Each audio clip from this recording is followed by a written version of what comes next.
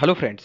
Vardhan academy में आप सभी का स्वागत है। दोस्तों, आज की इस वीडियो में हम लोग उत्तर प्रदेश जूनियर शिक्षक भर्ती से संबंधित जो हमारी top 40 questions GS plus social studies की चल रही हैं, उसमें आज की हम लोगों की 12वीं वीडियो है। ठीक है, 11 कंप्लीट हो चुकी हैं और आज की जो वीडियो है वो है 12वीं वीडियो। ठीक है, कोशिश की जा रही है कि 1200 प्लस क्वेश्चन आपके परीक्षा से पहले यहाँ पर एमसीक्यू करवा दिए जाए। ठीक, तो ये सभी वर्गों के लिए इंपॉर्टेंट है, तो चाहे जिस भी आप वर्ग से हैं सबके लिए ये इंपॉर्टेंट है। तो चलिए आज की वीडियो स्टार्ट करते हैं। जैसा कि अभी तक जिन लोगों ने कमेंट मुझे किया है, तो ज़्यादातर लोगों के 28-29 का ही एवरेज आ रहा है। 40 क्वेश्चन में 28-29। अभी इससे ऊपर बहुत ज़्यादा एवरेज देखा जाए तो इससे ऊपर नहीं लोग बढ़ पा रहे हैं। ठीक है, उम्मीद करता हूं कि परीक्षा से पहले आप लोग 35 तक अगर पहुंच जाते हैं तो आप बहुत ही अच्छी स्थिति में पहुंच जाएंगे। ठीक है, ये मान के चलिए। तो चलिए आज की वीडियो स्टार्ट करते हैं और देखते हैं किस प्रकार के क्वेश्चन रखे गए। निम्नलिखित शासकों में से किस एक ने 4 अश्वमेघों का संपादन किया था? अश्वमेघों मतलब अश्वमेघ यज्ञ का, 4 अश्वमेघ यज्ञों का संपादन किया था। पुष्यमित्र शुंग, प्रवरसेन प्रथम, समुद्रगुप्त, चंद्रगुप्त द्वितीय। इसका जो राइट आंसर है वो है ऑप्शन बी, प्रवरसेन प्रथम। ये कौन था? ये वाकाटक वंश का एक प्रतापी राजा था। इसने 4 अश्वमेघ यज्ञों का संपादन किया था। नेक्स्ट है, गुप्त साम्राज्य के पतन के विभिन्न कारण थे, निम्नलिखित कथनों में से कौन सा कारण नहीं था? ठीक, हूण आक्रमण, प्रशासन का सामंतीय ढांचा, उत्तरवर्ती गुप्तों का बौद्ध धर्म स्वीकार करना या अरब आक्रमण। इनमें से कौन सा नहीं था पूछा गया। ठीक है, इस चीज पे हमेशा ध्यान देने दीजिएगा कि घुमाने के लिए नहीं था लगा देते हैं बीच में। तो इसमें जो राइट आंसर है वो है ऑप्शन डी, अरब आक्रमण नहीं थे, बाकी 3 यहाँ पर थे इसके कारण। नेक्स्ट है, गुप्त काल में उत्तर भारतीय व्यापार निम्नलिखित में से किस एक पत्तन से संचालित होता था? ताम्रलिप्ति, भड़ौच, कल्याण, काम्बे। ये क्वेश्चन काफी बार, 2-3 बार तो आ ही चुका है। मतलब इस सीरीज में नहीं, इससे पहले भी एक बार करवाए थे उसमें। ठीक है, तो इसका जो राइट आंसर है वो है option A, Tamralipti. Next question, question number 4। चीनी यात्री, तीर्थयात्री जिसने 6ठी शताब्दी में भारत दर्शन किया, युआन च्वांग, फाइयान, सुंग युन, आइजिन।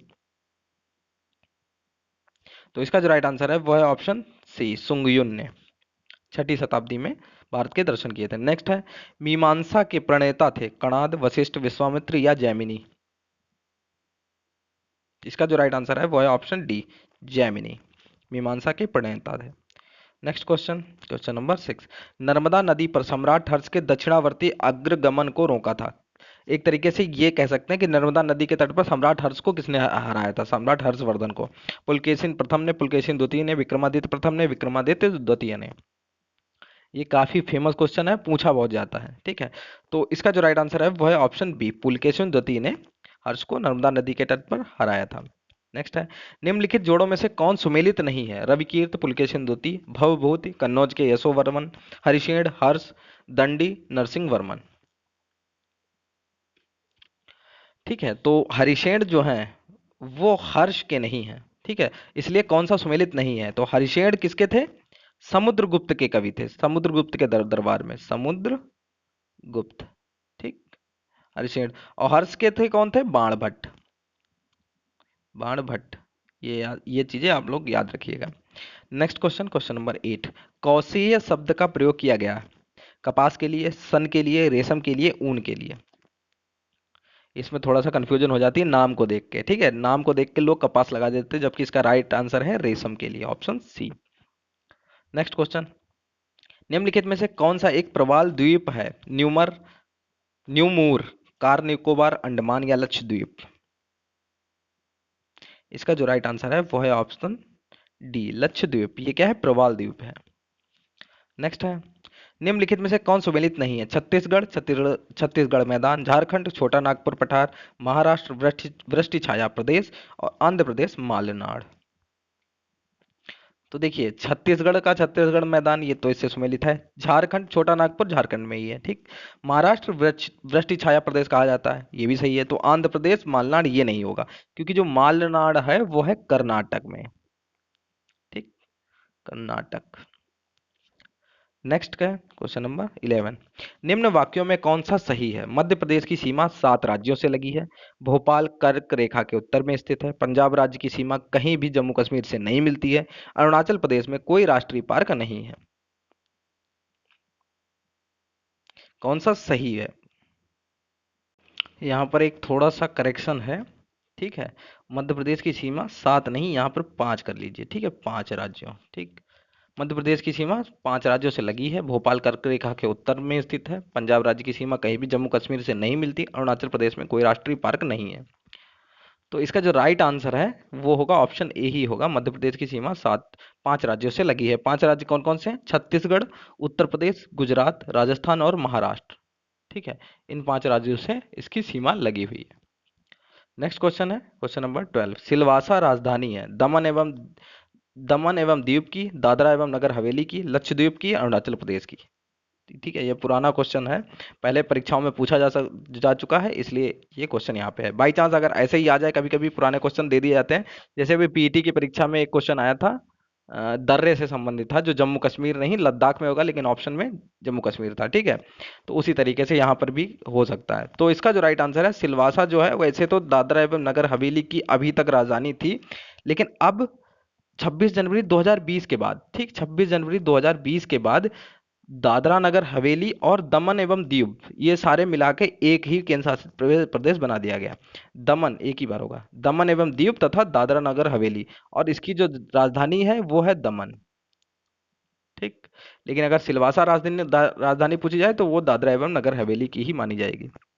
नेक्स्ट क्वेश्चन है, निम्नलिखित में से भारत की निम्नलिखित में से कौन सी जनजाति प्रोटो ऑस्ट्रेलाइड प्रजाति से संबंधित है? इरूला, खासी, संथाल या थारू? इसका जो राइट आंसर है वो है ऑप्शन सी, संथाल।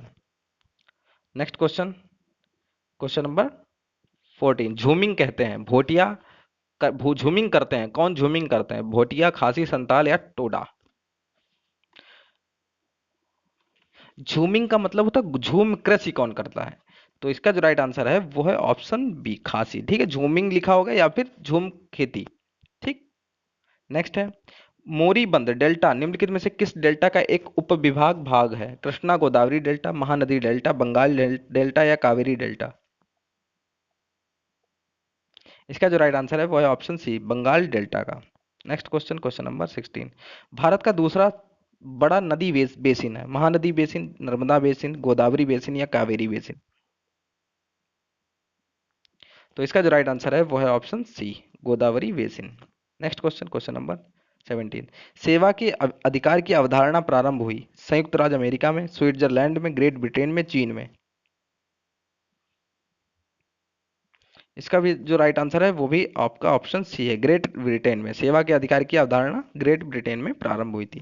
नेक्स्ट है, राज्य के नीति निदेशक तत्व सहज अध्ययन के लिए निम्न में से कौन से भागों से विभाजित किए जा सकते हैं? समाजवादी, उदार बौद्धिकतावादी, गांधीवादी या उपरोक्त सभी? इसका जो राइट आंसर है वो है ऑप्शन डी, उपरोक्त सभी। नेक्स्ट क्वेश्चन, निम्नलिखित में से किसकी संस्तुति पर भारतीय संविधान में मूल कर्तव्य शामिल किया गया? बलवंत राय मेहता समिति की, आयंगर समिति की, स्वर्ण सिंह समिति की या ठक्कर समिति की? इसका जो राइट आंसर है वो है ऑप्शन सी, स्वर्ण सिंह समिति की सिफारिश पर। नेक्स्ट है, निम्नलिखित युग्मों में से कौन एक सुमेलित नहीं है? संविधान के भाग दिए, इधर विषय दिया गया, भाग 2, 3, 4 और 5 दिए गए, नागरिकता, मूल अधिकार, राज्य के नीति निर्देशक तत्व और मूल कर्तव्य। कौन सा सुमेलित नहीं पूछा गया? तो 20वें का जो राइट आंसर है वो है ऑप्शन डी, बाकी तीनों सही हैं। भाग 2 नागरिकता, भाग 3 मूल अधिकार, भाग 4 राज्य के नीति निर्देशक तत्व और भाग 5 नहीं होगा। देखिए, जो मूल कर्तव्य हैं ये 42वें संविधान संशोधन द्वारा भाग 4 जो है उसके पश्चात एक और बनाया गया था। ठीक, फोर्थ का या फिर फोर्थ ए कह सकते हो। ठीक है, उसके अंतर्गत कर्तव्यों को शामिल किया गया था, फोर्थ का के अंदर, 4 का के अंदर या फोर्थ ए के अंदर। नेक्स्ट क्वेश्चन, भारत में राष्ट्रपति का चुनाव किया जाता है प्रत्यक्ष निर्वाचन द्वारा, एकल हस्तांतरणीय मत प्रणाली द्वारा, खुला बैलेट प्रणाली द्वारा या इनमें से कोई नहीं? इसका जो राइट आंसर है वो है ऑप्शन ए, बी, एकल हस्तांतरणीय मत प्रणाली द्वारा। Next question, question number 22। जब केंद्रीय मंत्रिमंडल ने वर्ष 2002 में चुनावी सुधारों पर अध्यादेश के बिना किसी बदलाव के उसे राष्ट्रपति को वापस भेजा, तब राष्ट्रपति ने भारतीय संविधान के कौन से अनुच्छेद के अंतर्गत उसे अपनी सहमति दी? अनुच्छेद 121, 142, 123 या 124? 22वें का जो राइट आंसर है वो है ऑप्शन बी, 100 सॉरी यहाँ पे गलत बोल दिया, ठीक है। 22 का जो राइट आंसर है वो है ऑप्शन सी, 123, अनुच्छेद 123 के तहत। नेक्स्ट क्वेश्चन, क्वेश्चन नंबर 23, संसद के लिए राष्ट्रपति का अभिभाषण कौन तैयार करता है? स्वयं राष्ट्रपति, लोकसभा अध्यक्ष, राज्यसभा के सभापति, केंद्रीय मंत्रिमंडल। आज थोड़ा स्वास्थ्य कुछ ठीक नहीं है, तो थोड़ा सा गड़बड़ हो रहा है हल्का सा, ठीक है, तो उसको थोड़ा सा मैनेज कर लीजिए, थोड़ा स्वास्थ्य आज कुछ अजीब लग रहा है, ठीक है। तो 23वें का क्वेश्चन है, संसद के लिए राष्ट्रपति का अभिभाषण कौन तैयार करता है? स्वयं राष्ट्रपति, लोकसभा अध्यक्ष, राज्यसभा के सभापति, केंद्रीय मंत्रिमंडल। इसका जो राइट आंसर है वो है ऑप्शन डी, केंद्रीय मंत्रिमंडल तैयार करता है।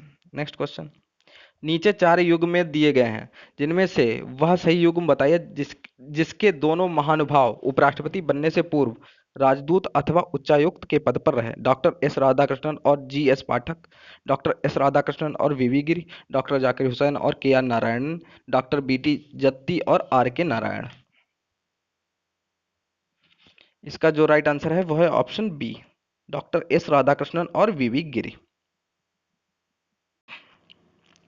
NAFED संबंधित है पशुपालन से, ईंधन की बचत से, कृषि विपणन से या कृषि उपकरण से। अब देखिए, इस तरीके से लिख दिया जाएगा तो लोग कंफ्यूज हो जाएंगे, ठीक है। अगर इसको इस तरीके से लिख दें, नेफेड, ठीक, NAFE और डी, नेफेड, तो शायद आप लोग बता दें इसका आंसर। इसका जो राइट आंसर है वो है ऑप्शन सी, कृषि विपणन से संबंधित है। और नेफेड, नेफेड का फुल फॉर्म जानते हो क्या होता है? इसका जो फुल फॉर्म है वो होता है national agriculture corporation marketing, corporative marketing federation of India. Next question है, विकास केंद्र उपागम किस योजना के अंतर्गत अपनाया गया था? प्रथम पंचवर्षीय योजना, द्वितीय पंचवर्षीय, तृतीय पंचवर्षीय योजना, चतुर्थ पंचवर्षीय योजना। 26 का जो राइट आंसर है वो है ऑप्शन डी, चतुर्थ पंचवर्षीय योजना के अंतर्गत। नेक्स्ट क्वेश्चन, कंपनी द्वारा लाभांश की घोषणा की जाती है निर्गमित पूंजी पर, अधिकृत पूंजी पर, अभिदत्त पूंजी पर या कुल प्रयुक्त पूंजी पर? इसका जो राइट आंसर है वो है ऑप्शन सी, अभिदत्त पूंजी पर। नेक्स्ट क्वेश्चन, आचार्य विनोबा भावे के भूदान आंदोलन के प्रारंभ में निम्नलिखित स्थानों में से कौन सा एक उनसे संबद्ध था? उदयगिरी, रायपुर, पोचमपल्ली या वेंकटगिरी। ठीक है, तो इसका जो राइट आंसर है वो है ऑप्शन सी, पोचमपल्ली। ठीक, नेक्स्ट क्वेश्चन है क्वेश्चन नंबर 29, सौमेंद्र नाथ टैगोर द्वारा स्थापित दल का क्या नाम है? भारतीय बोल्शेविक दल, क्रांतिकारी साम्यवादी दल, बोल्शेविक लेनिनिस्ट दल, अतिवादी लोकतांत्रिक दल। तो इसका जो राइट आंसर है वो है ऑप्शन बी, क्रांतिकारी साम्यवादी दल, सौमेंद्र नाथ टैगोर द्वारा स्थापित दल का नाम। नेक्स्ट है, कौन सी महत्वपूर्ण घटना जलियांवाला बाग नरसंहार के तुरंत पूर्व घटी थी? असहयोग आंदोलन, रॉलेट एक्ट का बनना, सांप्रदायिक अवार्ड, साइमन कमीशन का आना। तो जलियांवाला बाग हत्याकांड कब हुआ था? 13 अप्रैल, ठीक है, 1919 में। ठीक है, तो इससे जस्ट पहले क्या हुआ था? रॉलेट एक्ट बना था। ये कब आया था? मार्च 1919 में। तो जस्ट एक महीना भी पहले नहीं, लगभग एक महीने के अंदर ही ये दूसरी घटना हुई थी। ठीक है, नेक्स्ट है, निम्नलिखित में से किस एक ने खिलाफत आंदोलन के दौरान हाजिक उल मुल्क की पदवी त्याग दी थी? मौलाना अबुल कलाम आजाद, मोहम्मद अली, शौकत अली, हकीम अजमल खां। तो इसका जो राइट आंसर है वो है ऑप्शन डी, हकीम अजमल खान ने हाजिक उल मुल्क की पदवी। नेक्स्ट क्वेश्चन, इस मिसाल में हम मुसलमानों को हिंदुओं से भिड़ा नहीं पाए, निम्नलिखित में से कौन सी एक घटना से एचिंसन के इस कथन का संबंध है? 1857 का विप्लव, चंपारण सत्याग्रह 1917, खिलाफत और असहयोग आंदोलन 1919 से 22 और 1942 की अगस्त क्रांति। ठीक है, तो इसका जो राइट आंसर है वो है ऑप्शन सी, खिलाफत और असहयोग आंदोलन। थोड़ा सा फिर से मैं कह दूं, थोड़ा सा स्वास्थ्य नहीं ठीक है, तो थोड़ा सा हड़बड़ाहट हो रही है, ठीक है, तो उसको प्लीज मैनेज कर लीजिए आज आप लोग।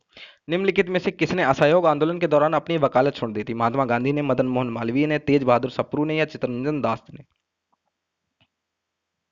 इसका जो राइट आंसर है वो है ऑप्शन डी, चित्तरंजन दास ने। नेक्स्ट क्वेश्चन, यूरेनियम के रेडियोधर्मी विघटन का अंतिम उत्पाद है सीसा, रेडियम, थोरियम, प्लूटोनियम या यूरेनियम? इसका जो राइट आंसर है वो है ऑप्शन ए, सीसा। यूरेनियम के रेडियोधर्मी विघटन का अंतिम उत्पाद क्या है? सीसा। नेक्स्ट है, भारत में अणु बम के विकास में कौन संबंधित है? एपीजे अब्दुल कलाम, होमी जहांगीर भाभा, राजा रमन्ना या कस्तूरी रंगन? इसका जो राइट आंसर है वो है ऑप्शन सी, राजा रमन्ना। भारत में अणु बम के विकास में से संबंधित है। नेक्स्ट है, जेली बनाने हेतु निम्नलिखित में से कौन सा फल सर्वाधिक उपयुक्त है? आम, पपीता, अमरूद या कैथे? इसका जो राइट आंसर है वो है ऑप्शन सी, अमरूद। नेक्स्ट क्वेश्चन, मकड़ियों द्वारा उत्पादित रेशम कहलाता है? बहुत अच्छा क्वेश्चन है। टसर रेशम, मोंगा रेशम, गौसमीर रेशम या अहिंसा रेशम? इसका जो राइट आंसर है वो है ऑप्शन सी, गासमीर रेशम। मकड़ियों द्वारा उत्पादित रेशम कहलाता है गौसमीर रेशम।